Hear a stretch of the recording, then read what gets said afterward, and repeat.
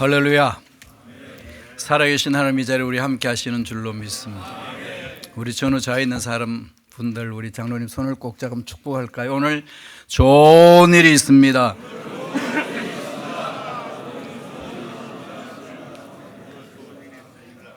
자, 좋은 일을 기대하면서 우리 하나님 말씀을 보겠습니다.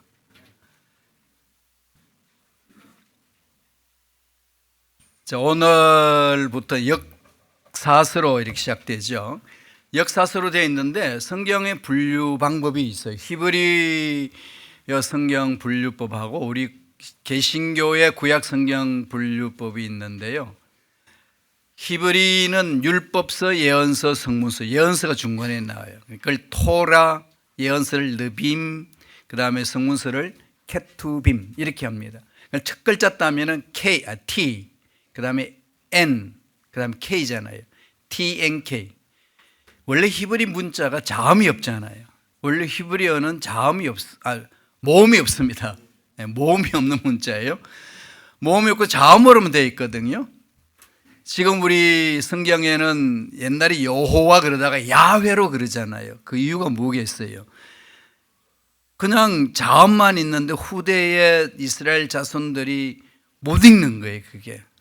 그래서 이게 여호와인가 야훼인가 막 이러한 혼동 속에 있다가 학자들이 이것을 올바로 가르쳐야 되겠다고 해가지고 모음을 만들어 줍니다. 후대 유대인들 글을 읽을 수 있도록 모음을 만들어가지고 점으로 찍어요. 그래서 점을 찍어서 그 당시에는 여호와 이런 줄 알았는데 학자들이 연구를 해보니까 여호와가 아니라 야훼다. 그래서 학자들은 다 여호와를 야훼로 그럽니다. 하나님의 이름을 망령되이 결지 말라. 아버지 이름을 정확히 불러야 되잖아요. 그래서 야훼. 우리 교단에서는 2005년도에 성서공에다가 이 건의를 해서 우리 기독교에 대한 하나님 성회의 성경책에는 여호와 대신에 야훼로 표기하겠다. 그렇게 해서 우리가 가지고 있는 성경은 다 야훼로 바뀌었죠. 다음 또 하나 바뀐 게 있습니다. 뭔지 아시나요? 세례였다가 침례, 밥티조. 이건 물에 푹 잠기는 걸 말하는 거거든요. 물을 뿌리는 게 아니라 잠긴다. 그래서 우리는 세례가 아니라 침례로 쓴다. 침례교단에도 침례라는 단어를 쓰는데 우리가 성경을 읽을 때는 여호와는 야훼로, 세례는 침례로 이렇게 해서 2005년도부터 완전히 그게 개정이 되어서 우리 성경 그렇게 사용하고 있습니다. 자, 그런 중에 이 히브리어를 보면은 토라, 느빔, 케투빔 첫 글자 따니까 TNK가 나오는데 이걸 모음으로 붙이면 이제 A로 주로 붙이거든요. 타낙. 그래서 히브리 성경을 타낙이라고 그럽니다. 타낙. 첫 글자 따서. 예언서가 중간에 있다는 것. 그 다음에 우리 기독교 구약 성경은 어떻게 될까요? 내용은 똑같아요. 내용은 똑같은데 배열은 다릅니다. 토라인 모세 5경 5권이 있고 역사서 12권이 중간에 역사서부터 먼저 출발합니다. 그리고 나서 5권 3권이 시가서 그리고 예언서가 제일 마지막에 있어요. 이건 의미하는 바가 크죠. 구약에는 예언서가 중간에 있고 성문서로 내려가잖아요. 히브리 성경은 우리는 역사서부터 여호수아에서 에스더까지 이스라엘 역사를 다 볼 수 있는 거죠. 그리고 이제 시가서 그리고 마지막에 예언서입니다. 예언서가 구약에서 우리 마지막으로 결론을 내리고 신약으로 이어지죠.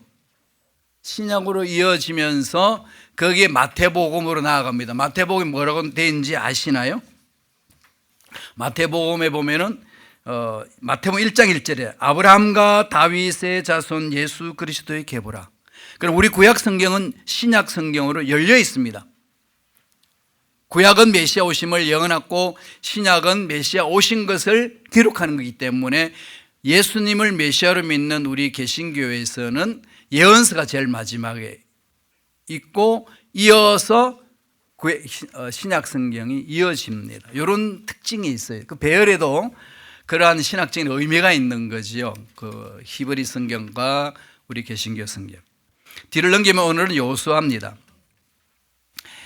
여호수아에 대해서 들어가는 들어가면서 우리 봐야 될 것은 여호수아 이름이에요. 원래 여호수아라는 말은 야훼는 구원이시다 했는데 원래 뜻은 본명은 여호수아가 아니라 뭘 쓸까요? 호세아. 호세아입니다. 호세아인데 모세가 호세아를 여호수아로 계명을 해줬어요. 여호수아를. 여호수아라는 뜻이 뭘까? 헬라어는 예수예요. 예수, 구원자.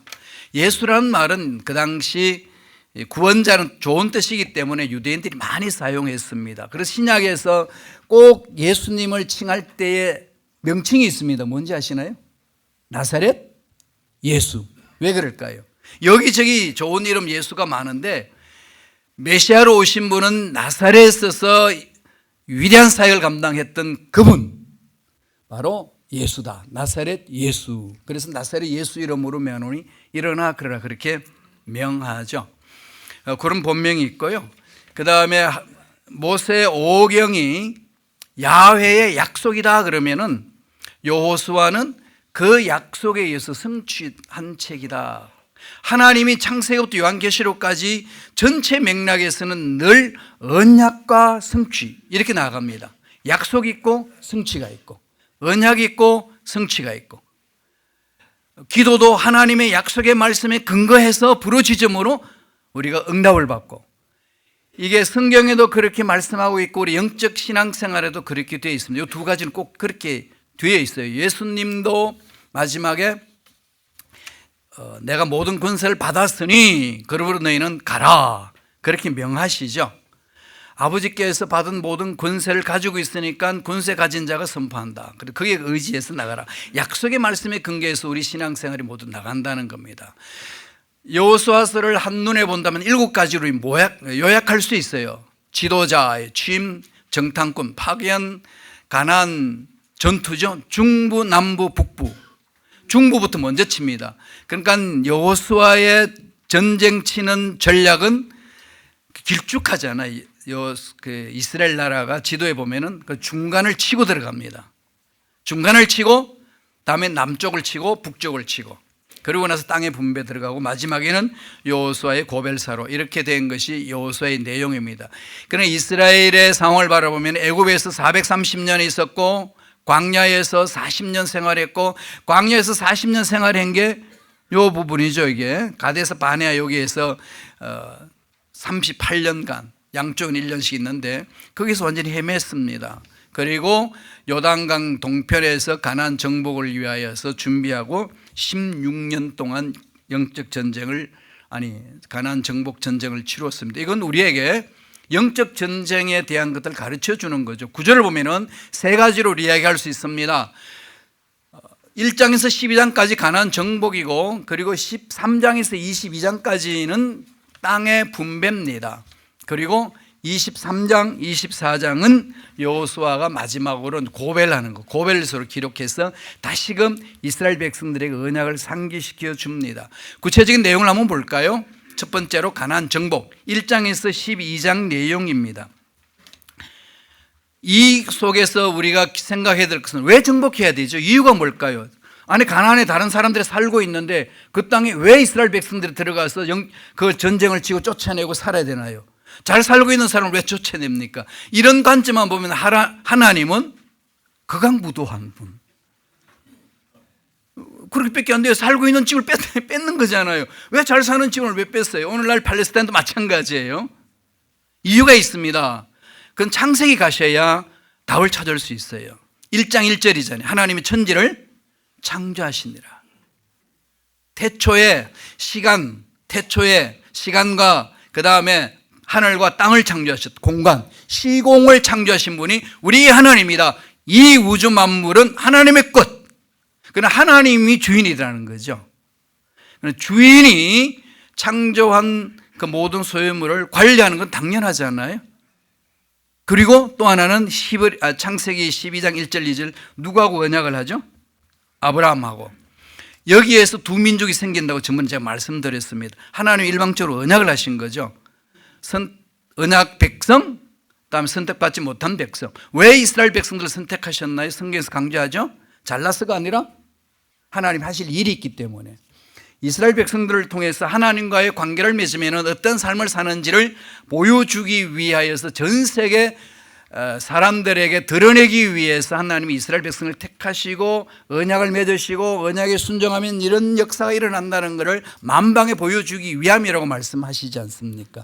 이스라엘 백성들은 그거를 망각하죠. 자기가 잘나서 그런 줄 알고 그래서 죄악을 범합니다. 그렇지만 하나님의 계획은 언약을 맺어요. 나와 함께하는 백성은 이렇게 창대히 되리라. 언약이 있죠. 이 언약에 의해서 하나님이 역사를 이룹니다. 이스라엘 백성들이 죄악을 그렇게 많이 범해도 보통 사람 같으면은 만약에 보통의 보스라면은 그렇게 일을 많이 저지르는 사람을 그냥 두겠어요? 안 둡니다. 둘 수가 없어요. 회사를 망하게 하는데 어떻게 그 사람을 두고 데려가겠습니까? 다 정리하지 않겠어요? 하나님은 정리하지 않습니다. 두들기 패스라도 다시 살리죠. 무엇 때문에 그러실까요? 언약. 우리가 하나님 앞에 기도함으로써 응답받을 수 있는 근거는 약속이에요. 약속을 붙드셔야 돼요. 약속을 붙들고 하나님 앞에 내려놓고 하나님 이 약속대로 부르짖습니다. 이 종의 기도를 들어 주시옵소서.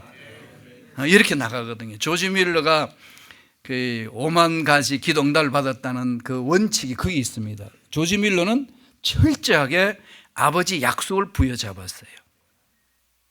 그냥 기도 문제 있으면 그걸 가지고 막 부르짖기 전에 이 기도 문제에 하나님이 어떻게 약속하셨나 일주일 내내 성경 말씀을 묵상하고 읽었다는 그 기록도 있습니다. 언약이거든요. 하나님 뜻대로 구하면 무엇이든지 들어주신다. 뜻의 문제거든요. 언약. 이것 때문에 하나님 끝이고 하나님이 언약했고 하나님이 가라는 겁니다. 그 땅으로 가라. 그래서 가는 거죠. 원칙이 있습니다.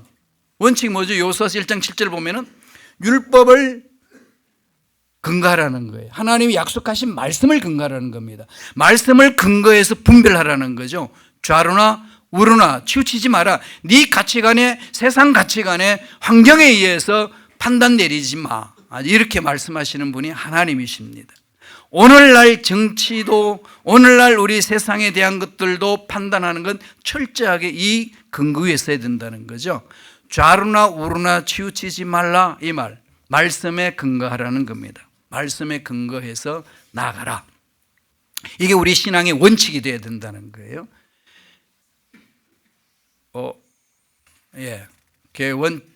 그게 가장 기본적인 원칙이고 요 원칙 안에서 이젠 나가죠.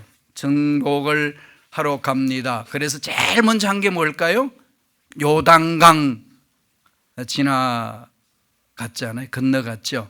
요단강 요새 젊은이들이 말을 축약하잖아요. 제가 선교사로 있어서 여기에 와서 좀 방문하러 가는데 학생한테 물어봤어요. 내려서 이거 어디로 가면 되냐 했더니 고토에서 내려서 갈아타면 된다고 그러더라고요. 고토가 뭔지 아시나요? 그래 고토가 뭐냐 했더니 고속 버스 터미널. 고토. 준말이에요. 고토. 요단강을 준말하면 뭐가 되죠? 요광. 요광을 넘어야 되는 거예요. 하나님의 명령에 따라서 넘었어요. 넘고 나서 제일 먼저 한 일이 뭔지 아십니까? 이 요단강을 건너섬을 온 백성에게 보이되 4장 24절 뭐라고 그럽니까? 모든 백성에게 야훼의 손이 강하신 것을 알게 하라. 그래서 12돌을 요단강에서 건져옵니다. 기념비를 세우죠. 이 기념비를 딱 세워놓고 보여주는 것은 하나님이 강하신 분이다. 그리고 요단 강물을 말려버렸다. 이거잖아요. 4장 22절에도 이스라엘이 마른 땅을 밟고 그랬습니다. 강물을 밟는데 어떻게 마른 땅입니까? 하나님 이거는 홍해도 마찬가지예요. 탈출했는데 뒤에는 이스라엘 백성을 잡기 위해서 애굽 군사가 다가옵니다. 앞은 막혔어요. 홍해입니다. 정말 사면초가지 않습니까? 여기에서 하나님은 길을 보여주죠. 홍해 속에 숨겨놓은 길. 모세는 이걸 보고 하나님 명령에 순종하고 나아갑니다. 이스라엘 백성은 그걸 알지 못하고 얼마나 원망했는지 모르죠. 지도자는 그걸 볼 수 있는 눈을 가져야 되지 않겠어요? 하나님이 숨겨놓은 길 어디예요? 홍해 속에. 문제 속에 길을 보여주신 거죠. 그와 마찬가지로 가나안 건너가기 직전 요단강 속에 길을 주셨는데 그 길이 땅이 됐다는 거예요. 마른 땅. 그리고 이것을 그걸 기념하여서 12돌을 가지고 세우라. 길가리예요. 가나안 땅 들어가기 초입에 되어 있습니다. 목적은 딱 하나입니다. 야훼 하나님이 강하신 분임을 기억하게 하라. 이걸 자녀들에게 유산으로 물려줘야 되는 것 아니겠습니까? 그리고 한 일이 있어요. 무엇을 했을까요? 할례입니다. 아니 지금 가나안 정복을 들어가야 되거든요. 지금 그 가나안의 백성들은 다 들었습니다. 홍해를 건넜고 40년을 광야를 했고 요단 동편에 있다가 그 요단에 거주하는 사람들을 물리치고 땅을 차지하고 이제 요단강을 건넜어. 그 사람들 다 듣고 있으니까 무슨 일을 하겠습니까? 들어오기만 해라. 우리는 너희들을 단칼에 물리치겠다. 이렇게 준비하고 있는데 하나님은 할례를 시킵니다. 지금 할례 받고 있을 당시에 가나안 사람들이 덮치면 어떻게 되겠어요? 멸절 당하지 않겠습니까? 그런데 하나님 할례를 시켜요. 이유가 뭐죠? 하나님과의 관계를 회복하라는 거거든요. 하나님의 거룩성을 드러내라. 우리 신앙생활의 영적 전쟁에서 가장 중요한 부분이 거룩성 회복이잖아요. 하나님은 거룩하시기 때문에. 그래서 하나님의 백성의 삶은 거룩합니다 라고 레위기에서 강조하는 거죠. 거룩하는 방법이 뭐라고 이야기하시나요? 제사 제도를 줍니다. 오늘날 우리들은 예수님이 다 짊어지고 가셨기 때문에 믿고 회개만 하면 거룩함에 들어가는 거죠. 영적 전쟁의 출발은 거룩함을 회복하는 거다. 거룩성이 뭐냐? 죄를 회개한 자는 하나님이 거룩하다 그렇게 말씀합니다. 영적 전쟁 칠 때 가장 중요한 부분이죠. 이걸 놓치면 안 됩니다. 그러니까 거룩을 잃어버리면 다 잃어버리는 거죠. 아무리 높은 자리에 있고 아무리 모든 물질적인 마음을 가졌단다 할지라도 거룩을 잃어버리면 하나님은 그 거룩과 관계없는 존재이기 거룩하지 않는 자와는 관계가 없기 때문에 그 모든 것들을 멸해버립니다. 가장 중요한 부분 할례, 이것은 하나님의 언약 백성으로 거룩성을 회복하라. 오늘날에도 거룩성을 회복하라. 근데 거룩하라 그러면은 알러지 반응이 일으키신 분이 있더라고요. 내 생각이 거룩하지도 않고 말도 거룩하지도 않고 행동도 거룩하지 않고 거울 앞에 딱 서는 순간에 쪼그러지는데 내가 어떻게 거룩하단 말인가? 여기에 대해서 담대함은 어디에 있나요? 예수 십자가입니다. 우리 공로로 거룩해지는 게 아니라 예수 십자가를 믿고 회개하는 자는 하나님은 거룩하다 그러는 거죠. 그 말 듣는 순간에 사지가 오그라들잖아요. 자신이 없으니까. 그건 자기 공로에 의지하기 때문에 그렇습니다. 거룩성 앞에 쪼그러든다 그러면 신앙 점검해 보셔야 돼요. 내 공로로 내가 거룩하냐 거룩하지 않냐 구분이냐, 아니면 십자가의 은혜에 근거를 두느냐. 그래서 우리 그리스도인들은 좀 뻔뻔하죠. 뻔뻔하셔야 돼요. 십자가를 신뢰하는 거거든요. 예수님을 믿고 회개하면은 거룩함이라고 성서는 가르칩니다. 그리고 나서 가나안 7족속을 진멸하라고 그럽니다. 신명기 7장 1절에서 2절까지 보면 헤렘으로 되어 있거든요. 히브리어로 헤렘. 다른 건 좀 잊어먹어도 괜찮은데요. 두 단어는 꼭 좀 외워놓으세요. 신명기 6장의 1절에 보면 뭐라고 되어 있죠? 6장 5절에 보면은 들으라 이스라엘아 그러잖아요. 쉐마 이스라엘 그럽니다. 쉐마. 그 쉐마 교육이다 뭐 그런 걸 많이 있거든요.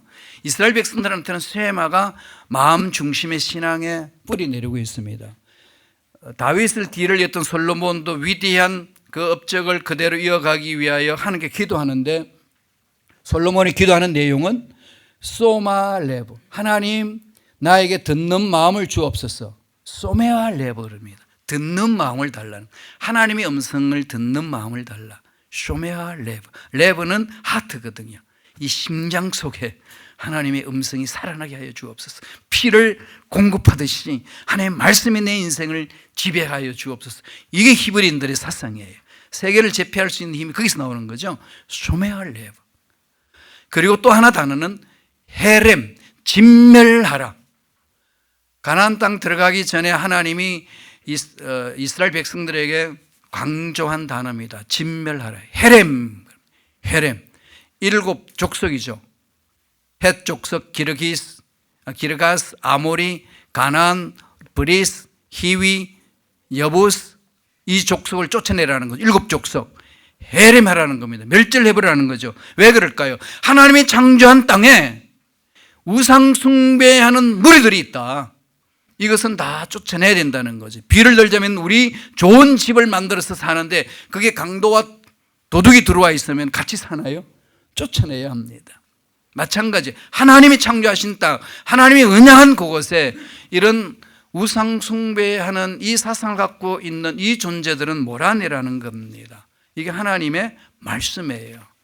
여기서부터 출발하는 거죠. 그래서 이제 영적 전쟁을 칩니다. 치는 데에 분배의 원칙이 있죠. 어떻게 분배해 나가나요? 하나님의 명령대로. 명령이죠. 그리고 언제나 이스라엘 백성들은 하나님의 언약에 근거를 두고 갑니다. 언제나 약속의 말씀에 순종해 함으로 가기 때문에 집중합니다. 또 하나의 인간적인 방법은 제비 뽑아서 하죠. 토론이 아닙니다. 제비 뽑아서 그 다음에 인구수대로. 하나님의 절대 주권 안에서 이루어지고 사람들과 함께 서로 토의하면서 의견을 모으는 거죠. 그렇게 갑니다. 그런데 민주주의의 허점은 뭘까요? 하나님의 음성 없이 인간들끼리만 토의를 하다가 보니까 이거를 성서의 관점으로 본다면 여러 가지 허점이 많습니다. 갈렙과 여호수아가 12명의 정탐꾼으로 가가지고 보고할 때에 민주주의 원칙을 택했으면 가나안 땅 정복을 못합니다. 다수결 법칙이니까 10명은 반대, 2명은 찬성. 그러면 모세는 뭐 어떻게 결정 내릴까요? 다수결로 인하여서 우리는 못 갑니다. 그러지 않나요? 그러나 우리들의 공동체는 하나님 말씀 중심이거든요. 물론 이 국가는 신분주의가 아니에요. 이 국가는 신정 통치하는 나라가 아닙니다. 그렇지만은 이 나라를 바라볼 때 그리스도인들의 자세는 이 말씀 위에 서 있어야 된다는 거죠. 하나님의 가치관으로 세상을 해석하고 분별하고 방향을 제시하는 거죠. 그게 기독교 세계관을 가진 성숙한 그리스도인의 삶의 자세라는 겁니다. 첫째로 하나님 명령, 방법으로는 제비를 뽑고 인구수대로 간다는 것. 그래서 3번에 걸쳐서 땅을 분배합니다. 요단강 동편, 르우벤, 갓, 므낫세, 반지파라는 말이 나오죠. 이 반지파가 뭐냐? 이 반이라는 말이 뭘 붙었냐 그럽니다. 그건 해프예요. 그건 반. 이 땅을 동쪽에 므낫세 지파에서 달라고 그러니까 줬습니다. 줬는데 왜 반지파가 나왔냐? 요단강을 건너가 가지고 또 므낫세 지파에서 또 땅을 주소서 그럽니다. 그래서 동편에도 므낫세 지파가 차지했고 서편에도 므낫세 지파가 차지해서 2차에서 길갈에서 중앙 지역 땅을 정복해 나갈 때 유다, 에브라임, 므낫세 반지파가 나와요. 이게 반이라는 그 말을 잘 이해를 못 하셔가지고 므낫세 반, 므낫세가 반 이런 이름이 붙으나 그러는데 그게 아니고 반을 차지했다. 해프다는 거죠. 그래서 동쪽과 서쪽에 므낫세는 지파가 땅을 차지했다 이겁니다. 그 다음에 실로에서 나머지 7 지파들이 땅을 분배합니다. 이 내용이 여호수아에서 기록하고 있는데 그 길갈과 실로는 좀 살펴보셔야 돼요. 길갈이 지금 조그마지만은 요단강 건너편에 나오는 지명이 있죠. 길갈. 갓 있는 그 넘어서 거기 있죠. 길갈. 땅을 요단강을 건너고 나서 12돌 비석을 세우고 기념하라고 그랬고 할례를 했던 것. 하나님과의 깊은 만남을 가졌고 그래서 영적 전쟁을 치어나가는 거죠. 그 다음에 그 위에는 실로입니다. 실로에서 한 번 더 한 거는 3차 때 이스라엘 백성들이 미적미적하는 거예요. 땅을 차지하지 않고 환경을 바라보고 뒤로 물러서려고 그럴 때에 다시금 한 번 더 실로에서 해막을 완성하고 나서 다 불러 모읍니다. 다 불러 모으고 나서 7 족속들에게 가자, 다시 가자 격려하는 거죠. 민수기는 인구 조사를 2번 했습니다. 가나안 땅을 가기 위하여 광야 생활을 하기 위해서 한 번 했고 그 다음에 광야에서 반역을 함으로써 다 죽고 나서 1세대는 2세대가 일어나서 가나안 땅 들어가기 전에 한 번 더 인구 조사를 했습니다. 가나안 땅에 들어가 전쟁을 치기 위해서. 그게 민수기라면은 신명기에는 모세가 약속의 말씀을 한 번 더 언급하는 거죠. 반복해서 이야기합니다. 그래서 젊은 애들이 그랬더니 그건 모세의 반복스러운 잔소리였군요. 그러더라고요. 예, 한 번 더 강조해 주는 겁니다. 이런 잔소리는 강조해야 되는 거죠. 젊은이들한테. 듣기 싫어해도 강조해야 됩니다. 3번 설교하잖아요. 그 다음에 여호수아에 와서는 땅을 요단강을 건너고 땅 차지하는 걸 구체적으로 설명을 해나갑니다. 길갈과 실로, 실로에서는 나머지 사람들이 미적미적하고 있을 때 해주는 것, 그 부분이에요. 이스라엘 땅 지파 분배를 보면은 아까 제가 말씀드린 것처럼 동편에는 로벤, 갓, 머나세가 땅이 차지했는데 서편 요단강을 건너고 와가지고 또 르벤은 머나세는 땅을 한 번 더 달라고 해서 줍니다. 그래서 명칭에 머나세 반지파, 머나세 반지파, 동편과 서편 이렇게 나눕니다. 이렇게 해서 땅 분배를 해서 진행해 나가죠. 여기에서 땅 분배할 때에 집중해야 될 부분은 청년 갈렙입니다. 우리 다 같이 한번 읽어보실까요? 다 같이 한 목소리 읽습니다. 이제 보소서 야훼께서 이 말씀을 모세에게 이르신 때로부터 이스라엘이 광야에서 방황한 45년 동안 야훼께서 말씀하신 대로 나를 생존하게 하셨나이다. 오늘 내가 85세로 돼 모세가 나를 보내던 날과 같이 오늘도 내가 여전하니 강건하니 내 힘이 그때나 지금이나 같아서 싸움에나 출입에 감당할 수 있으니. 이게 지금 이렇게 고백하는데요, 85세 그러면 이미 할아버지잖아요. 할아버지인데 40대에 45년을 지나고 난 이후인데도 불구하고 내 지금 심정은 40대와 마찬가지입니다. 그 고백을 해요. 여기서 한번 묵상하셔야 되죠. 이게 하나님 주신 소망인지 나이가 들어서 노망인지. 이 부분은 시대와 상황을 뛰어넘어서 신앙 고백하는 신앙인의 자세입니다. 꿈이 있는 거죠. 꿈은 환경을 초월합니다. 꿈은 나이를 뛰어넘게 만듭니다. 아브라함이 하나님의 은혜로 이삭을 주신다는 약속을 부여잡고 아브라함을 아브라함으로, 사레를 사라로 이름을 서로 바꿉니다. 그 뜻은 뭐죠? 열국의 아비, 열국의 어미. 할머니하고 할아버지가 전얘기를 가질 수 없는 상황 속에 놓여 있음에도 불구하고 아침에 눈 뜨자마자 할머니 사라한테 당신은 열국의 어미요. 그 얘기는 당신의 태에서 태어난 아들이 생길 것이고 고백이고, 사라는 아브라함한테 당신은 열국의 아비요 이러는 거예요. 신혼부부가 그렇게 고백하면 얼마나 멋있어요. 할아버지 할머니들이 고백하는 거. 오늘날로 말하면 아가방에 가가지고 기저귀를 막 싸모으니까 직원이 묻습니다. 할아버지 손자 보시나 보죠? 아니면 손자 보시나 보죠? 그랬더니 그 할아버지가 정색을 하면서 한마디 합니다. 무슨 소리야? 내 아들을 낳을 거야. 그래서 가고 나면은 정문이 뭐라고 그러죠? 저 할아버지 맛이 갔어. 이게 시대의 상황 속에서 평가하지 않습니까? 그러나 꿈이 있는 사람은 그 상황을 뛰어넘습니다. 85세 청년들의 말을 붙였던 것은 그 육체적으로 나이가 85세지만은 갈렙의 심령 속에는 40세입니다. 그래서 모세가 나를 보내던 날 똑같다는 거예요. 그래서 출입뿐만 감당하는 게 아니라 나는 전쟁도 칠 수 있습니다. 우리 장로님들이 이 꿈을 가지고 젊은이들 앞에 서셔야 될 줄로 믿습니다. 그런 기적이 일어날 줄로 믿어요. 그러면 이 아브라함이 가졌던 자식이 또 생길지도 몰라요. 이건 소망이에요. 하나님이 주신 꿈입니다. 노망이 아닙니다. 이 꿈을 외치시기 바랍니다.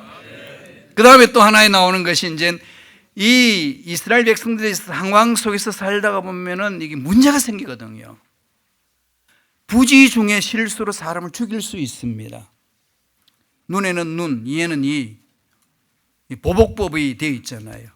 이걸 하나님이 강력하게 말씀 중심으로 가지만 여기에서 인간을 사랑하는 마음, 부지 중에 실수로 사람을 죽인 사람을 보호하는 법을 만듭니다. 도피성. 도피성은 뭐죠? 올바른 재판을 받기까지 다른 사람으로부터 보복을 당하지 않도록 보호해 주는 곳이에요. 그게 도피성이죠.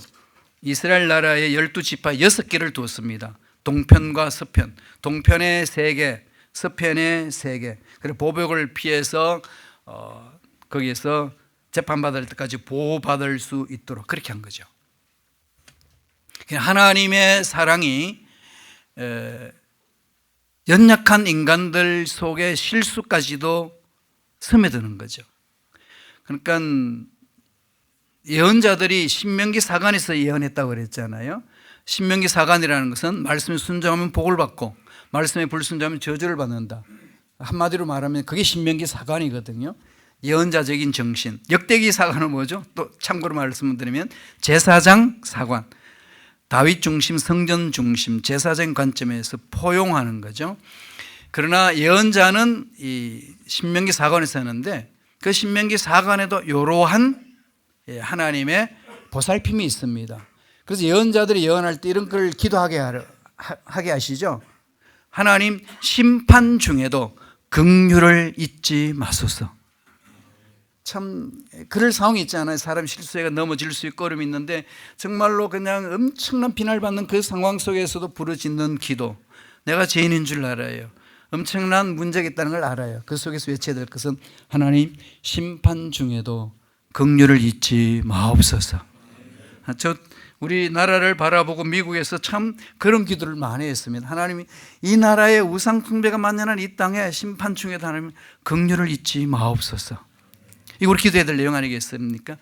이 도피성이 뭔지. 마지막으로 이제 마지막 활동은요, 여호수아의 고별사입니다. 모세가 고별사를 했던 것처럼 여호수아도 고별사로 이야기를 합니다. 여호수아의 고별사를 보면은 고별사가 넘어갔죠. 마지막으로 여호수아서 23장 6절에 이 고별사의 가장 핵심이 있죠.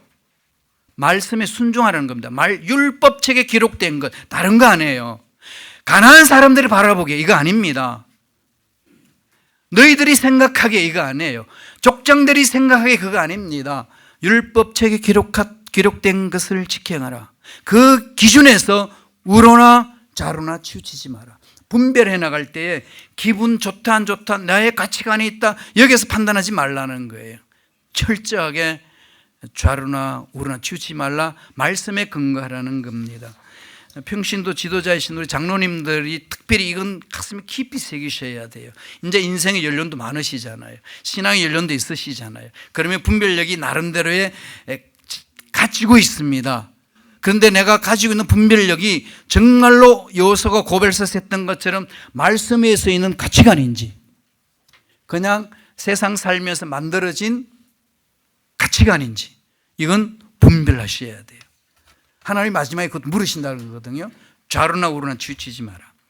그 다음에 두 번째 또 고별사는요, 결단 내리게 합니다. 강 저쪽과 애굽에 섬기던 신들 치워버리고 야훼만 섬기라 외치면서 만약에 너희들이 그렇게 강 저쪽에 섬기는 신들, 너희가 거주하는 땅에 가는 아모리 족속의 신들, 그게 만약에 좋다고 생각한다면은 오늘 너희가 섬길 자를 택해라. 그러면 너희들 택한 대로 가면 된다. 자유의지를 주는 거거든요. 그러면서 여호수아는 결심합니다. 나는 나와 내 집은 야훼만을 섬기리라. 그래서 이제 고별사로 이제 맞춰요. 선택이죠. 이 속에서 절대 긍정, 절대 감사, 절대 긍정, 절대 감사로 목회 현장에 단어를 가지고 들어오신 분이 당회장 이온 목사님이셔요. 이 절대라는 개념은 철학자도 신학자도 많이 이 개념을 가지고 철학적으로도 풀고 신학적으로도 풀어갑니다. 근데 그걸 이제 목회적으로 들어온 거거든요. 근데 많은 분들을 제가 만나보니까 절대라는 말이 일상생활에서 사용하는 그 개념으로 파악하시는 분들이 너무 많으시더라고요. 표어처럼. 여기 절대 출입 금지. 뭐 막 전부터 말씀드렸듯이 운전해 나가다가 속도를 줄여라 그러면 절대 감속. 이러니까 절대 긍정 그러니까 그런가 보다. 그러면은 나오는 많은 분들이 싼마우스. 잔소리하지 마. 입을 닫어. 이런 쪽으로 받아들이시는데 그거 아닙니다. 뭘까요? 절대 긍정은 상대적인 걸 끊어버리는 거예요. 하나님과 내 사이에 대상이 없습니다. 우주 만물을 창조하신 그분이 내 인생의 주인이에요. 그분이 내 삶을 주장하신다. 이 고백입니다. 그래서 요서 1장 8절에 기록된 대로 다 지켜나가라. 그리하면 내 길이 평탄하게 될 것이며 내가 형통하리라. 이 말씀이 내 삶의 주인 되게 하라는 겁니다.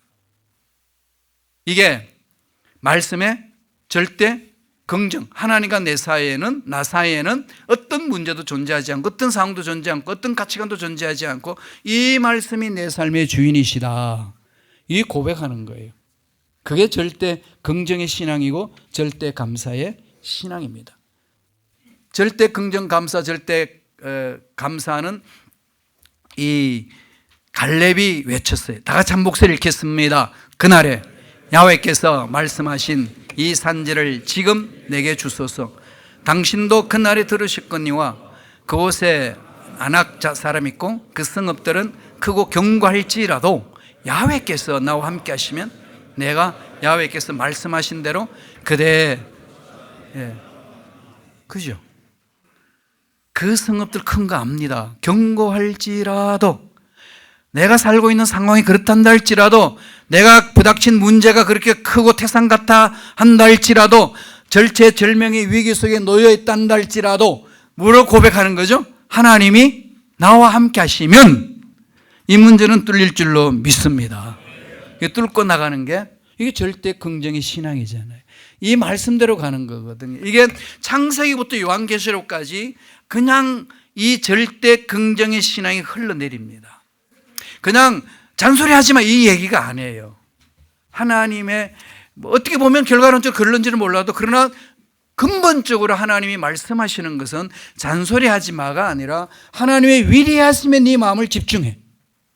하나님의 약속의 말씀은 변함이 없어. 이 말씀에 순종하는 자는 그 순종한 대로 되는 거야. 이것을 고백하는 것이 절대 감사요 절대 긍정이라고 말씀합니다. 이 은혜가 우리 장로님들 삶에 넘쳐나기를 간절히 축원합니다. 기도하겠습니다. 하나님, 오늘도 귀한 생명 주셔서 아버지 말씀을 들을 수 있는 기회를 주시니 은혜를 주시니 감사합니다. 말씀을 듣고 흘러버리는 우리가 아니라 말씀을 마음판에 새기고 심장이 피를 뿜듯이 우리 심장 속에 이 말씀이 들어가서 온 몸을, 온 삶을, 온 인격을 지배하는 은혜가 임할 수 있도록 역사하여 주시옵소서. 갈렙처럼 어떤 문제가 있단다 할지라도 야훼 하나님께서 함께 하신다면 이 문제는 해결될 줄로 믿습니다. 신앙 고백하며 나아가는 믿음의 귀한 종들에게 축복하여 주옵소서. 감사하고 예수님 이름으로 기도드리옵나이다. 아멘.